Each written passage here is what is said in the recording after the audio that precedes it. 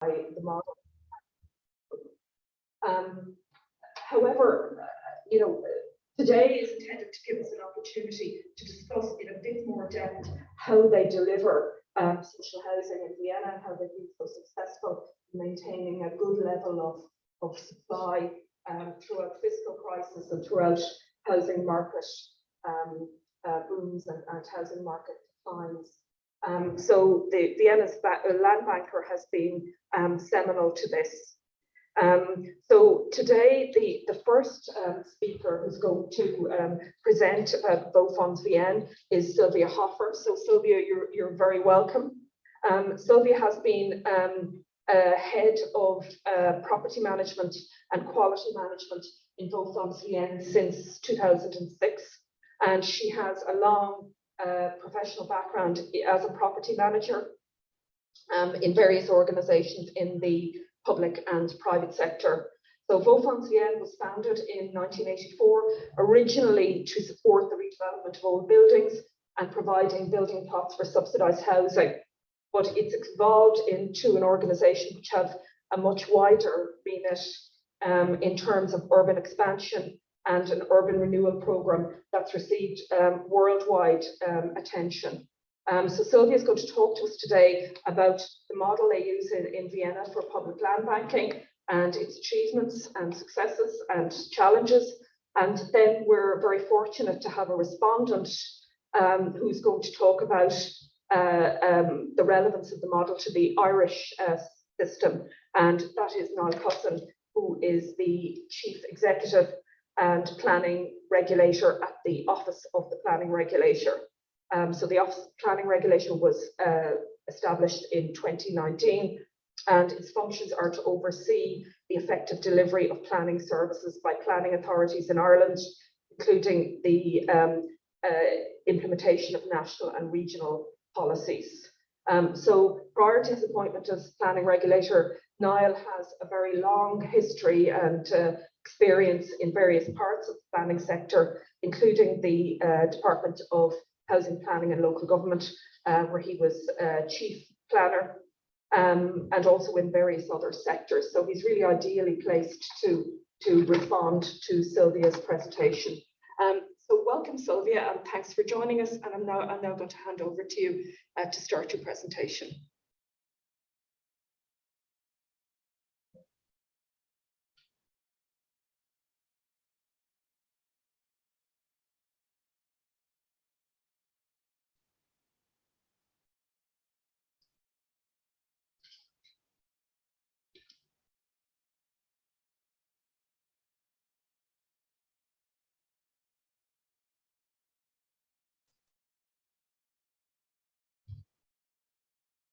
Sylvia, are you able to hear us?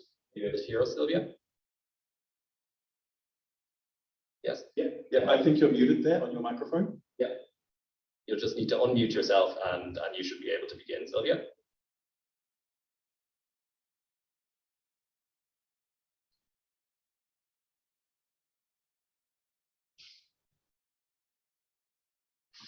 Thank you. I had this, I see my slides full screen. Do you hear me now? I didn't have the button to unmute myself. Sorry. No worries. Yeah, so we can hear you now. So as long as you can hear me, all is great. Thank you for the nice introduction to myself. Me and my company, the Wohnfonds Wien, don't see ourselves as a land bank, so it's interesting to look on my company in this point of view. We more see ourselves for the responsible purpose is more like living in Vienna should be, is and was for a long time and will be in Vienna a human right. So for us, it's important that housing is a social topic. It has to be affordable for everyone, and it has to have a high quality. And this is more the thing we think of housing is the high quality we want to provide. And so it's never more the The financial aspect, yes, it is important, but this is why we don't see us as a land bank, and Ed would like to tell you more our point of view, how we deal with housing in Vienna. Maybe one thing you should know is that Vienna is a very limited area. We only have 414,000 million square meters of total area, and we are surrounded of another province in Austria, so our space is limited. And our problem is, or not a problem, it is more interesting fact is that we are one of the most interesting cities in Eastern Europe because we are a growing city. When I started in the Wohnfonds Wien, we had a population all over in Vienna at about 1.8 million people, and we are now discussing 1.9 million, and our statistics say that we are growing up to more than 2 million as we had 100 years ago. And so we have to deal with the housing stock we already have.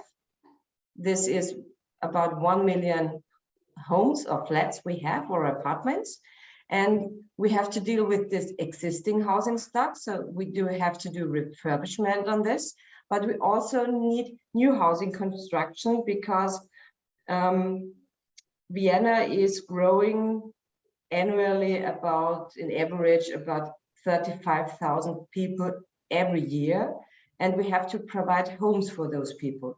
And so this is a very major aspect we always had to deal with in Vienna, and we have some parameters in Vienna that never changed because our government was always of the opinion that we have to have a policy for social housing, how we want to deal with the people. As I told you, we speak of housing as a human right in Vienna, and we always had an adequate budget to have new homes and to renovate the existing homes.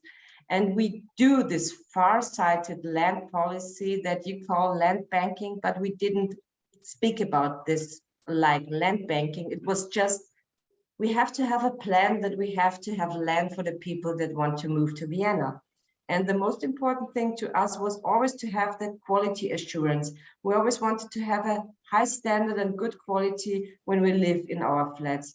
And maybe if you already know that social housing projects started more than 100 years ago, and even in the beginning when we started with this, it was the quality, to have light, to have fresh air, to have green areas, to have a healthy environment to live in. This is still the highest purpose we work for. So the quality of our housing projects is really important. But what does it mean when I say, oops, was one too much? We have to have a good budget for the housing projects. But the city of Vienna decided very long ago to have subsidies to give loans for the objects, so to subsidize the building costs for new buildings. So we have housing loans and housing allowances and energy grants and non-renewable subsidies for new housing projects and refurbishment projects. But if we don't have enough, but if you think of a city that has not enough money for housing funds, might be a problem, but this is something Vienna is always providing, because as we have a federal tax system and a provincial tax system, the federal tax system gives money to the provinces for housing loans, but the city of Vienna always doubles the money they get from the federal tax system. So we have always the possibility to provide funds for new homes and the refurbishment. And then we also have housing allowances for the peoples that have problems to deal with the rent they have to pay, but this is nothing that the Wohnfonds deals with it. We deal with the housing funds that are provided for the buildings. As you heard in the introductions, we do this since 1984, and we have this new construction department and urban renewal. And the new construction department is the department I'm working in and I'm responsible for. So it's the provision of land, the project development, and the quality assurance. But I'd like to tell you a little bit of the urban renewal, because this is always something very important in Vienna. We always have to deal with a big housing stock. When you think of 1 million flats within the city of Vienna, you have to fulfill a lot of tasks if you want to have a good standard in Vienna. Because I don't know if anybody of you came to Vienna maybe in the 1980s, it was really a gray city. We had gray facades, we had gray streets, and it felt like we have gray people. And in the last 40 years, we had a really big change. We are really a colorful city. We have perfectly renovated homes in the existing buildings, and we have green areas and open spaces, and the urban renewal department does all the consulting for the developers and the architects, and we also do the controlling and monitors, and we give the subsidy recommendation to the city of Vienna so that the renovation projects are also well equipped with public money to get a good transformation in this area. The question is why we put money also in the renovation projects. The reason is, if you live in a flat before it is renovated, you should stay in your flat after the renovation again. So we don't want to have segregation in the city of Vienna. We want to have the people staying in their areas. And for us, a very important thing nowadays is we have to do measures against the climate change. So we have to do some measurements for the climate adaptation. And for us, it's really the highest issue to prevent segregation. But what is also a very new thing is that we don't do it only in the subsidized part of housing or renovation. We also do it for every house owner or people, for everyone who lives in a flat, who wants to know how he can renovate his home, how he can adapt to the climate change. A big issue in Vienna nowadays is how to get away from the gas and the fossil energy and depending on the Russian gas. So we try to have a consultant point in the city of Vienna that is free of charge, where we can transfer knowledge to the users and city administration, and this is called the Hauskunft. And there we discuss carbon-free heating solutions, urban climate subsidies, thermal refurbishment, also the maintenance work, and all the issues you have if you want to reconstruct or you want to refurbish your home. So it's free of charge. We see this as a service as well, or as a subsidy. So it means we see knowledge as a subsidy. This is how we want to keep the existing city in good condition, and we want to have livable areas in Vienna, and we try to have more green spaces, and we want to keep the residents we already have in their areas. And the thing is, we also have new areas, and this is what we are doing in the new construction department. If you look at me as a lady, it's the most perfect job. I can go shopping. We shop land. So this is very nice, you would say, and you just go ahead and say, we need to buy land for social housing, so let's go. But it's not that easy as we're talking about. I'm quite sure every one of you knows it's very difficult to compete with others that have interests on land to develop any kind of projects, because we have the problem that the social housing projects are limited on the costs. But we have the big advantage that we can do the project development from the brownfield up to a new living areas, so we can do master plans within the city of Vienna and do also the land use plans, and we do a quality assurance. That means we do developer competitions. The land purchase is something that is an ongoing process since the Wohnfonds Wien was founded. At this day, we have more than 3 million square meters of land within the city of Vienna we can use for new projects. And we really try to buy and sell land in the same amount every year so that we have this flexible area of land to provide for social housing projects. Well, I think we all know that 2017 was not a good year in buying land because the markets went crazy with the issues we had on the land market.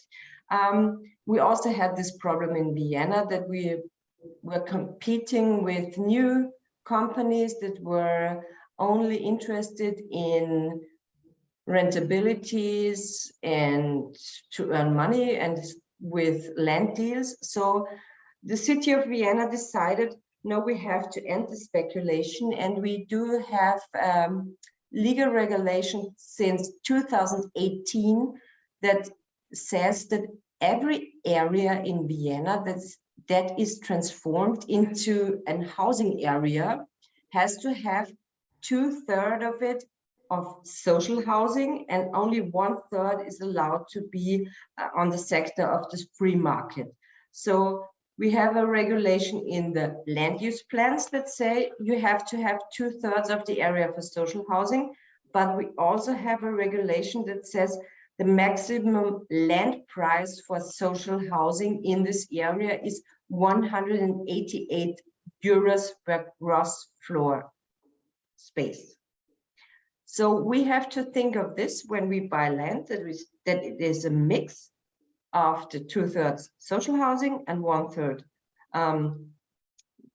unlimited price, I would say. So you can mix the areas and you can develop a good area to live in. But how do we develop our areas? As we are a company that is a non-profit organization, and we are only interested in having a good quality of projects, and the price on that we sell our land is fixed or limited with the 188 euros per square meter gross floor area. We have some quality assurance methods, for example, the Land Advisory Board, the Quality Advisory Board, and the Developer Competition, that help us to sell our land. It's just the question that we have an area, for example, that we have maybe 10 building sites, and we have a master plan that says where are the green areas, and we have this building plots, maybe let's say 10, and then we do a developer competition. And the price for the building sites is fixed, and we always ask a developer and his planning teams with architects and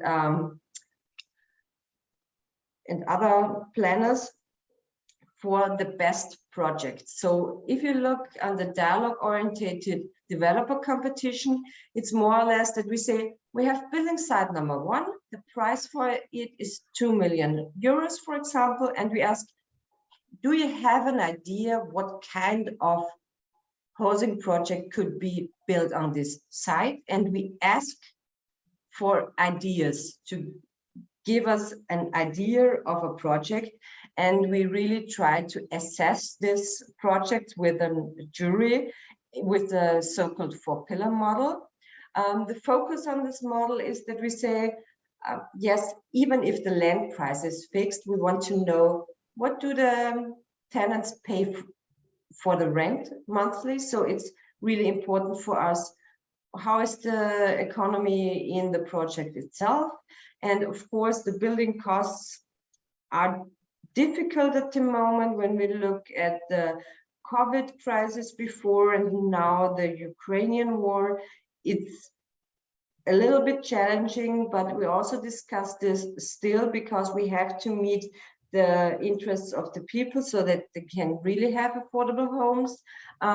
What is also important is the social sustainability, architecture, of course, and ecological, of course, yes, very important, because we have to deal with climate change and we have to have new projects that can deal with the climate change and adapt our homes to the new situation we have in Vienna that says that it will be as hot as Northern Africa, the scientists say. Let's see how it really works out in the next 20 years.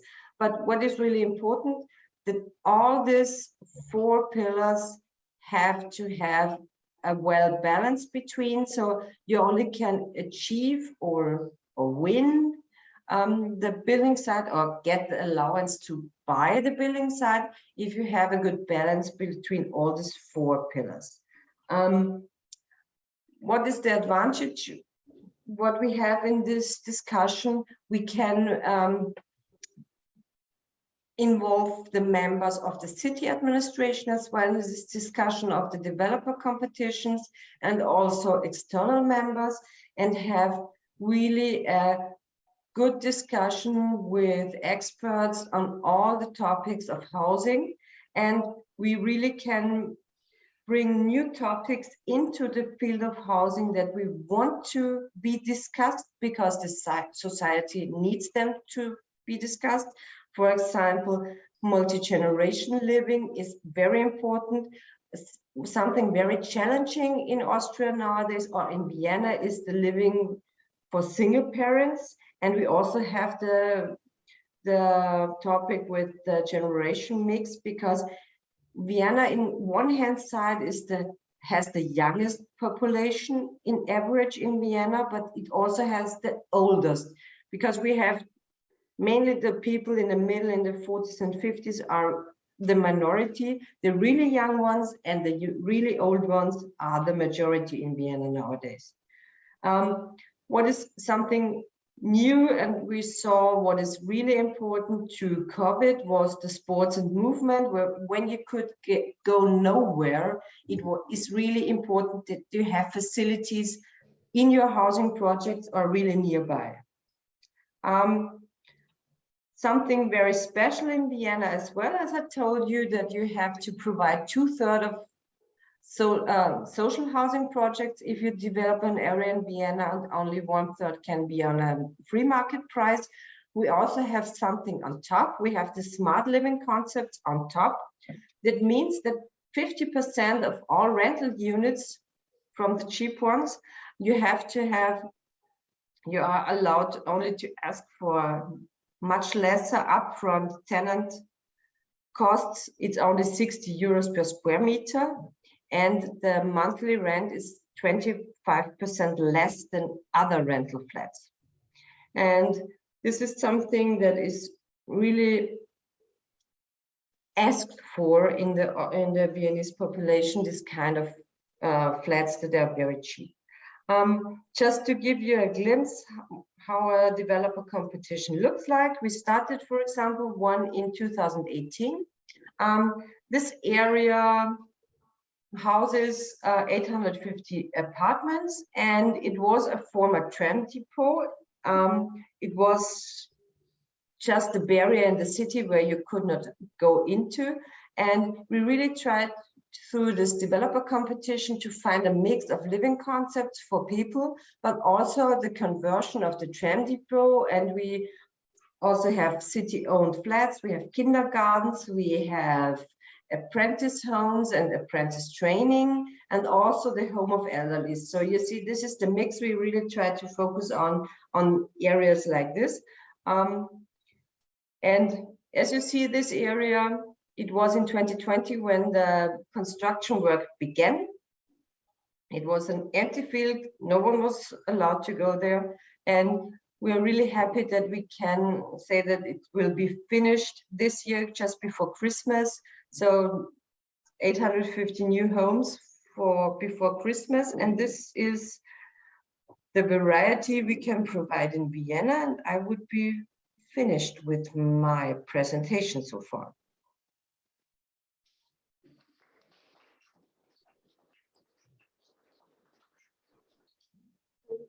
So thank you, Sylvia. That was a really fascinating presentation on the details of how you carry out your mandate in Vienna. I'm now going to hand over to Niall Cussen, who's the respondent, and then we have lots of time for questions and answers. So anyone online, don't worry. Okay, there's a clicker as well, is there? Or you're going to do it, the clicker. So if you just ask Tara, she can, Oh, Tara. she can click on your slides. Very good. So thanks to the Housing Agency and the Land Development Agency, and in particular Michelle, Dr. Arthur, invited me here today to offer a response to the excellent presentation we've just heard from Sylvia. I have to go there. The skies are lovely and blue in all the photographs, so just like in Ireland. But anyway, and as we've heard, Wohnfonds Wien was established in 1984 to provide land for state-subsidized housing construction and to support restoration projects. Sylvia, you put it so simply and so eloquently. You know, we have to have a plan to provide for the housing that is needed for the people that we know are coming to our city or that are choosing to stay in Vienna. So I'm going to talk a little bit about some of the challenges we have faced in relation to ensuring that there is appropriate land supply in the context of planning in Ireland, in the Dublin area.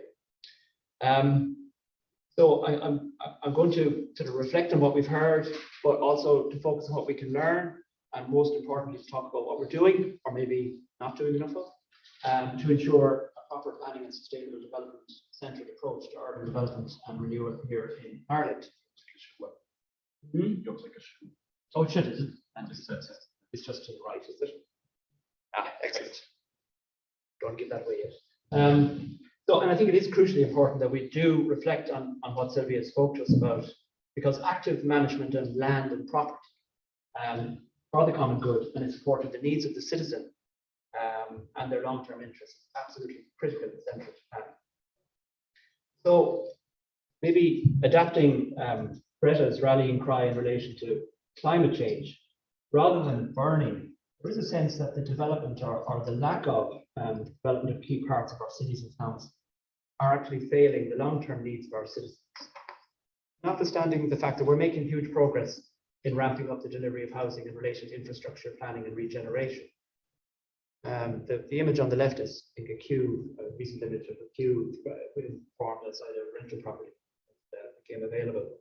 So, you know, despite all the work being done, and I'll talk about that later on, we're really failing to deliver sufficient levels of housing in the best locations that are both economic to construct, that are affordable to purchase or rent by those who need housing. And the images in the middle are various sort of prominent, I suppose, vacant or derelict lands. Indeed, I think the one on the top is the Cabins in Cork, that the Land Development Agency is bringing forward for development. Others here in Dublin, very close to here, and other rural locations as well. I suppose signalling that we're particularly failing to tackle an almost nationwide epidemic of building vacancy and urban land underutilization, which, as the Green Building Council pointed out last week, could make a huge contribution to meeting our housing needs, but in a way that could also make a major contribution to our climate targets. Because the greenest buildings are in there, we can reuse, adapt, and restore. Indeed, Sylvia's presentation of Wohnfonds certainly has very good aspects of their operations, and that we'll come back to. And I suppose just to mention the topic of the day as well, in the wider sense, bearing in mind the OPR and our role, you know, we're particularly failing in relation to creating certainty. I won't speak too much about that. So from our work in the Office of Planning Regulator, and particularly in terms of land management is absolutely critical to achieving planning objectives. And bearing in mind that we independently assess, Sylvia, the statutory plans of the 31 local authorities of the country and how they fit together with the strategic policy context. We see the development of today wrestling with really opposing voices, kind of like being at crossroads, as in the image here. And effectively, the choice between a plan-led approach to urban development, centered around providing good quality and economic to build, or to rent, or buy, homes that are located close to where we have, or can provide infrastructure, amenities, and employment, so we can have climate-friendly development and so on, or following short-term thinking that suggests that we should suspend long-term planning. Just build wherever builders and vested interests say they can or will, and all justified on the back of we're in a housing crisis. So, for somebody who's been working in planning for more years than I care to remember, as I say, it's more than 30, anyway, maybe 40, do we ever learn? And Vienna and other administrations like it certainly have learned. That's why your presentation, Sylvia, should be examined in such close detail, and asking ourselves the question, can we make this happen here? Are we making this happen here? And before we come back to that question, it's maybe just useful to take a step back in terms of just visiting some of those commentaries in terms of what's happening here in Ireland. On November 4th last, many media outlets carried a story covering commentary by a real estate company that planning policies were unreasonably constraining the delivery of housing by builders, mainly in the edge of our cities, particularly in Dublin. I have to say that despite many attempts to secure the data behind the report, particularly the maps and so on, which we haven't seen, do a quality check, we haven't been able to get that, the data. But, we would absolutely accept that it is correct to say that, the current round of development plans are seeking to realign where we put housing into the future in accordance with current infrastructure, climate, and sustainable community considerations. Our planning legislation, just like every other country in the world, allows, indeed demands, that planning authorities look at each development plan with a fresh set of eyes in the context of the challenges that are presenting today contemporarily. So if new data comes to light that land is susceptible to flooding, exacerbated by climate change, or that is impacting biodiversity, or has no likelihood of ever being serviced by the type of infrastructure, physical and soft, that communities rightly deserve, legislation demands that the extent or the location of these lands have to be fundamentally reappraised. So yeah, some lands in floodplains, in infrastructure poor areas and so on, are being decent. It's true. But it is also false to suggest that we're running out of zoned land. Looking at indeed two development plans that we've assessed recently, South Dublin, which to meet national planning framework targets has to support with just over 15,000 homes next sort of 5-6 years. There is a very large land bank that was identified in that plan, zoned, serviced, or indeed zoned and very serviceable, and indeed longer term lands on public transport corridors. And indeed the standout piece of this plan is that the local authority itself, and I think this is a local authority, Sylvia, listening to what you've been doing in Vienna, has put its hand up for the delivery of nearly half of its needs, or over half of its needs, over the next 5 or 6 years, because it's putting in its own land bank. It's getting involved in various different engagements, whether it's the Land Development Agency, I'm not sure yet, but a number of locations, and all sitting on public transport. So this is a local authority that's actually putting active land management, state and public land banking, and working in joint venture arrangements to provide good quality, well located, affordable housing, mixed with market housing and so on in various locations, actually into practice. And this is what we need to see more of. We have the delivery plan, which needs to obviously aim for the delivery of 18,500 homes for the next 5-6 years, and has provided a very, very large land bank.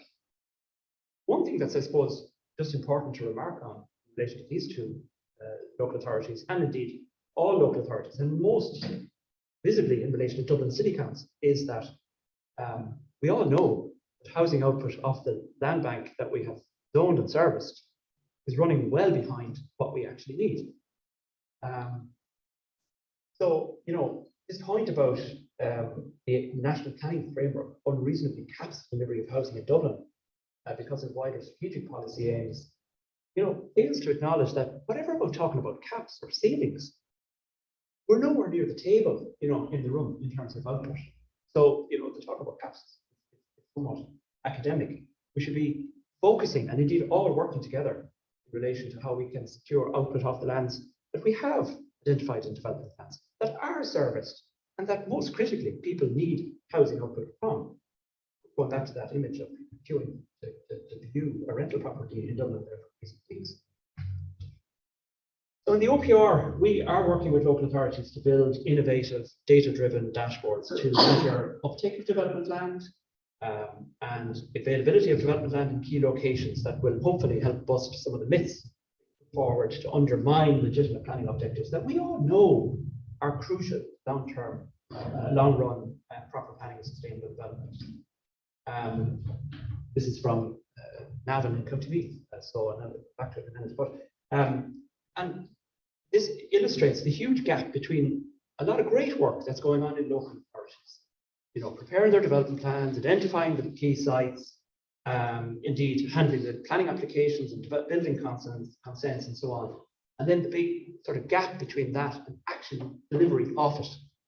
So most of the yellow pieces on this block here are key housing lands that a town on the edge of the Dublin area needs. Use lots of different examples, but this is the pilot we're building up. But we're seeing, as the dashboard shows there on the far left, you know, hardly 50% of the required output of those lands to meet those targets actually happen. So there's a gap between land being zoned, land being serviced, and then not coming forward for development. Maybe there are viability other issues, Sylvia touched on those, but we're back to them. So instead, you know, what some of the property sector seem to be saying is, notwithstanding the fact that we're not even achieving anything like our targets, so why don't we forget about the targets?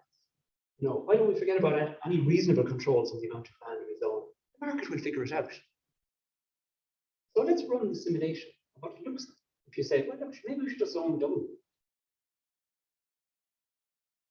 So this is Navan.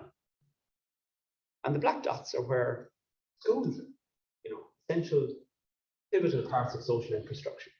And they're not very badly located vis-a-vis where reasonably well located, where housing and, you know, they're close to the core of the town. So bearing in mind where land might come on stream, and did a little bit of modeling on this.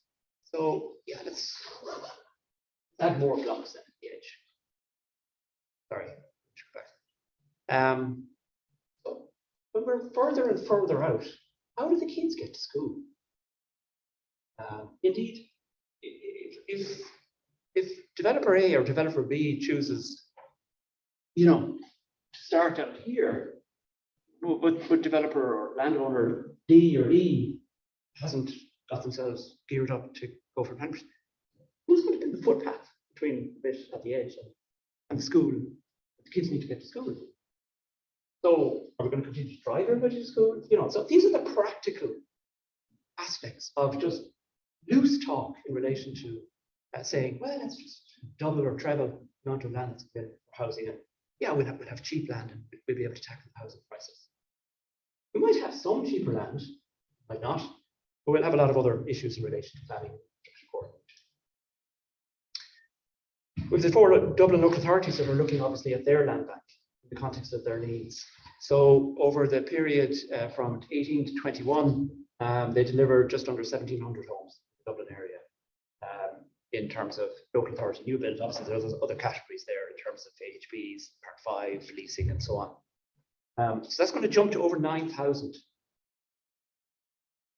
Going to go from 1,700 to 9,000 in the next sort of 4 or 5 year period.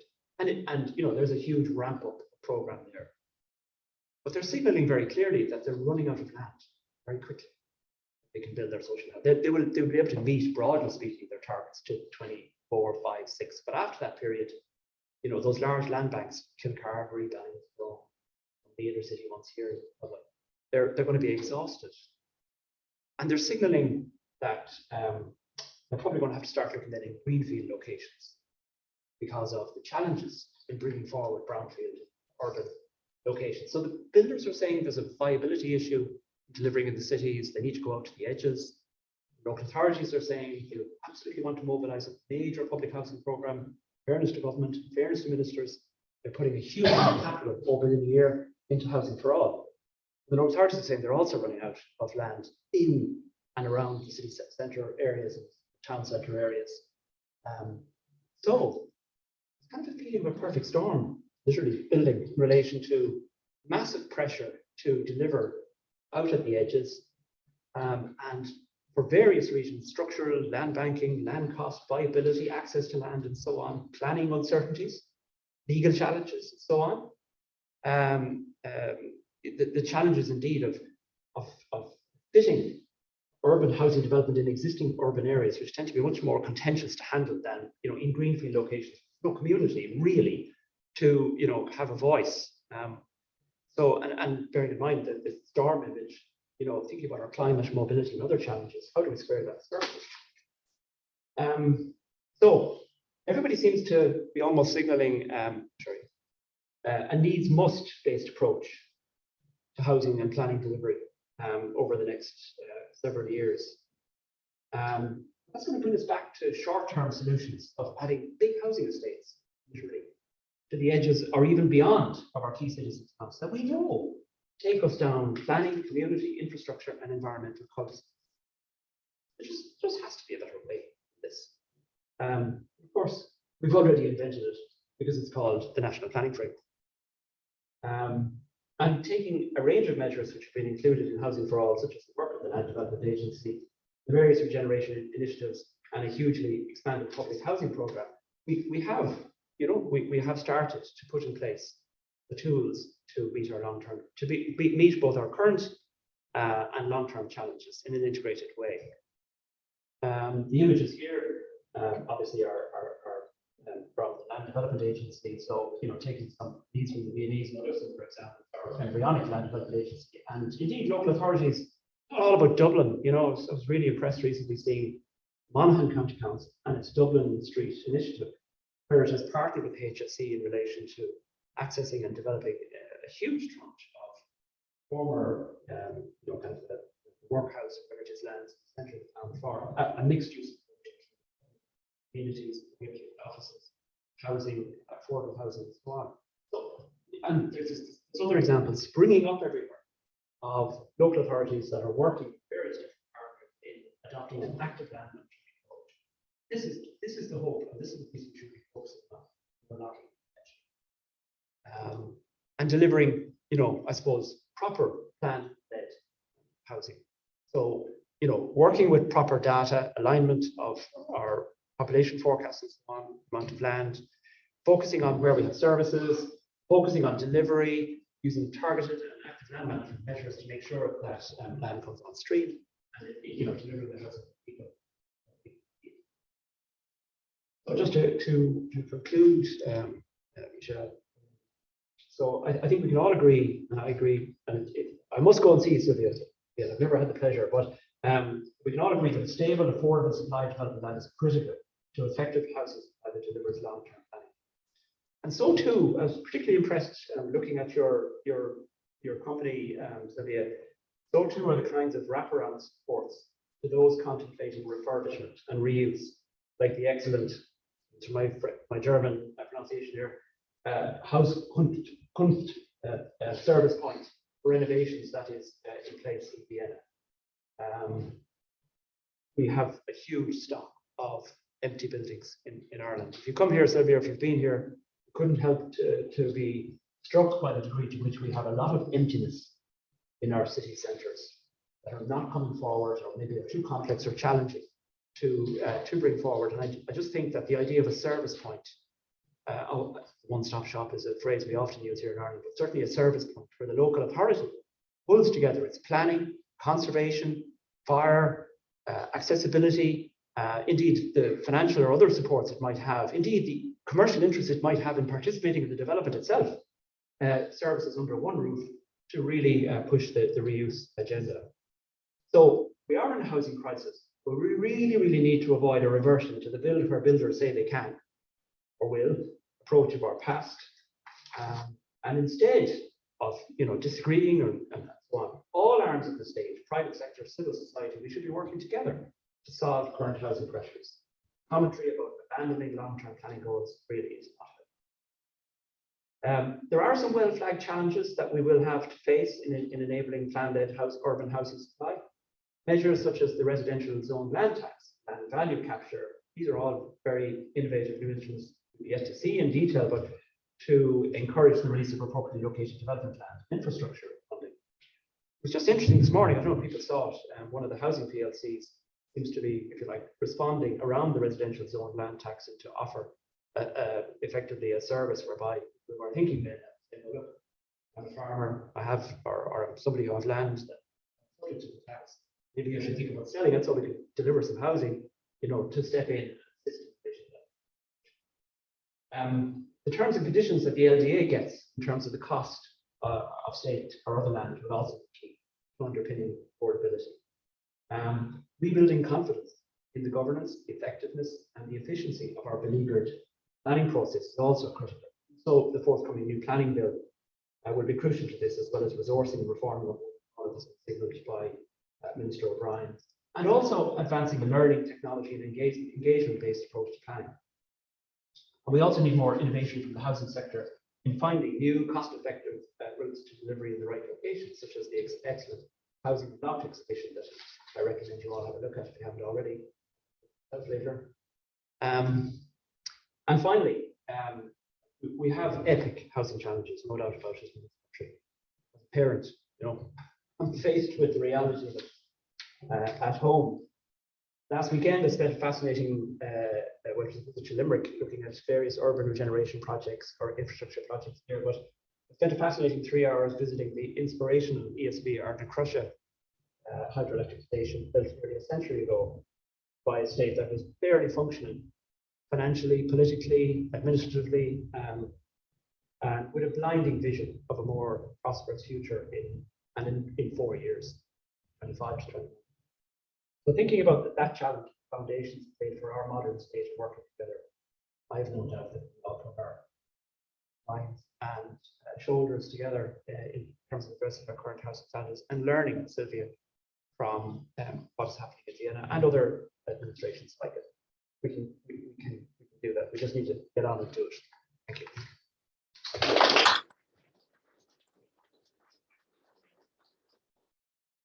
So thank you very much, Niall. A really fascinating response to Sylvia's presentation. Thanks to you both. We now have some time for questions and answers. So I have some people in the room with me, and we have a lot of people online as well. So I'm going to attempt to multitask, which is not one of my greatest skills, by dealing with questions from both. So the person deeper. I just had a question for Sylvia. Is there any sense that the world has changed since the 70s and the 80s and the 90s when Vienna may have been kind of establishing its stock of social housing, cost rental housing? Now there are challenges that Vienna/Austria face now in terms of competition for land, the inflation of land prices around urban areas, which is a challenge for Austria and Vienna. Having in some sense an advantage that you have nearly 100 years of stock and cost rental built up. Ireland is hoping to go down the same path in some sense, but is facing those challenges as well in like I said, a different world of what we had in the 70s and 80s and 90s, where maybe urban land was more affordable, cost rental model was more viable, certainly with inflation, interest rates the way they are now. The challenge is there. Is it sounds like not the ideal time to be going down that path. So maybe just get back to it. thank you, and I'll take one other question. No. Okay, thanks, and thanks for the great presentations. And one is struck by the contrast between the developers in Vienna competing to develop the type of housing, the right locations, vis-a-vis some of what we have. Well, trying to achieve it. But so a few questions for Sylvia. Of the new development in Vienna, how much of it takes place on your land, on the Wohnfonds land? And you're saying how you buy and sell land, and you're selling it quite cheaply. So are you able to cover the cost? And maybe the third question is, when you're selling building plots or a master plan, how get to that stage? Who funds the infrastructure, and but is that separate from your own funding to be able to offer the sort of master plan? Thank you. That's quite a few questions, Sylvia. So I'll hand back to you to answer all of those. I hope I did understand all the questions right, because the acoustics was a little bit weak. The last question was, who owns the infrastructure? As I mentioned in the beginning, that Vienna sees it as a long tradition that we want to have social housing. The community also sees their responsibility for the infrastructure. So social infrastructure like schools, or green infrastructure like parks, and all the technical infrastructure like streets is owned by the city of Vienna. This is a very important fact that we have to speak about when we speak of housing projects. But I also have to admit, when we develop new areas, there's always negotiation with the city of Vienna, what we can have in what period of time. Because if the public sector finances also the infrastructure, we have to be sure that there is a budget for this as well. So we have to really work very strong together with the city of Vienna, and we discuss which areas can be developed, not only because of the need of the housing projects, we also have to discuss it because of the need for technical infrastructure. For example, if we have to build a new metro line, the idea of the time that we are going to finish the project is a little bit longer than if we only need a kindergarten, for example, because kindergartens can be in the projects included that we do in the housing sector. Regarding to the prices and the main problems we deal nowadays in Vienna is the land prices started to get crazy in the financial crisis in the 2016, 2017. It came to Austria as well. We always had, before we got the euro, we had a currency what was named the shilling. And it was always said, when you are going to buy land or rent out a flat, the land costs on the apartment per square meter are not more than 3,000 shilling. And it won, I know you had the shilling as well, but it was different, right? Something like this. And then we converted it to euros. And then the end of the inflation in 2018, it was the 188. But it was the first time it was written down on a legal document. It was the rumor that this is the fixed price, but nowadays it is. And this helps us to prevent the speculation with land. But as you all know, we had problems with COVID, with the delivery chains. We now have problems with the Ukrainian war, because Ukraine is only 400 kilometers away, and there are many supplies we got from the Ukraine. When we think of, I think, lights for the public lights in all in Vienna are made in the Ukraine. For example, we cannot get some things by now that we needed. We are really struggling with getting things and the building costs this time. When we would have discussed before COVID, I would have said, you know, building costs in Vienna are fine. It's 1,800 euros per square meter, plus the 188 euros for the land costs. We talk about 3,000 euros with the square meter completely finished. Nowadays, we have really problems with the building costs. We talk about 800 euros per square meter, so 1,000 euros more. And the problem is also the financing sector. We only get short-time loans from the banks, and it's mostly, if you decide today or tomorrow, it will be 3.5% for the next 10 years. And if it's the day after this, it will be 5%. So this is very frustrating at the moment. Thank you, Sylvia. That was very comprehensive answer. My colleague Alex Dowdle from the Housing Agency is now dealing with the questions online. So Alex, you want to call out some questions? Yeah, great. Thanks very much. We've had quite a number of questions coming in online, so I don't think we're going to have time to go through all of them, so I might just select two, if that's okay, and then I can pass the rest of the questions on to the panelists, you know, afterwards. But Sylvia, there was a question just about the ownership of the Wohnfonds Wien and whether you could explain, you know, just the ownership of the organization and perhaps its relationship, you know, with the city administration itself. And another question is to do, I guess, with community engagement, and in general, whether, you know, the public or existing communities are supportive of proposed developments in their neighborhoods, or whether there are a lot of challenges, and what sorts of consultations and engagements you may take part in order to overcome these. Yeah. The Wohnfonds Wien is a private-owned company.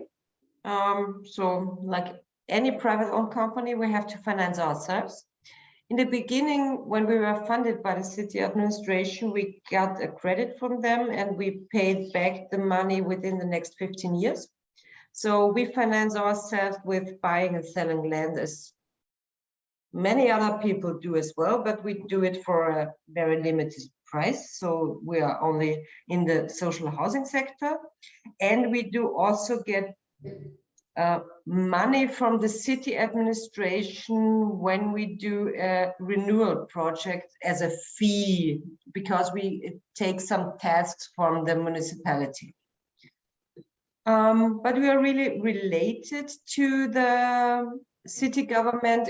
We don't have a regular board like it has any other company, but we do have something similar. We have a president and a vice president, and our president is always the city councillor for housing, and our vice president is always the city councillor for finance.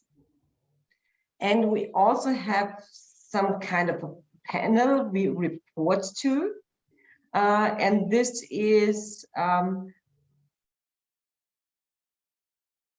only 30 people, but it's the same percentage of political parties as you find it in the city hall. So 30% of every party is allowed to send to this panel. So we really try to inform the other parties as well. You wanted to know how we deal with communities as well. What is really good is that we have the renewal and the new housing department, because it might be the same as everywhere. If you have a neighborhood, you don't want to have the neighborhood to be changed. So all the time we discuss about transformation or building new homes. We have to deal with the neighbors that are already there. We really try to ask them, is there a lack in your area that we can fulfill your dream to have a kindergarten, a supermarket, a pharmacy, or for example, a new home for your kids, because they're already 25 and you want them to move out. So can we provide you anything that is a benefit for your existing neighborhood? And we really have an organized community support in every district in the city. And these are, could say it's good community coaching we have in every district. And if we do a new development and also a renewal, we speak to those people that we can get connected to the neighborhood, and they also can get give us information what they know about this area, so we can really think of what the new community really needs and what the old neighborhoods really need as well. So we really try to connect the new and the old buildings. And of course, it is a lot of challenge, because The NIMBYs, they're not in my backyard. We have them everywhere, as well in Vienna, and we have to discuss it, but we do the discussion. But it also is clear we do the new projects. You can have an idea and help us to improve them, but we have to build these new homes. So thank you, Sylvia, for taking the questions, and just to say thank you very much for coming along virtually and presenting today and telling us about your very important work in Vienna. And thank you all to also to Niall Cussen, the Planning Regulator, for a really fascinating response. And thanks to everyone who's joined us online and face-to-face. So this is part of a series of webinars we're having on land policy and providing land for affordable housing.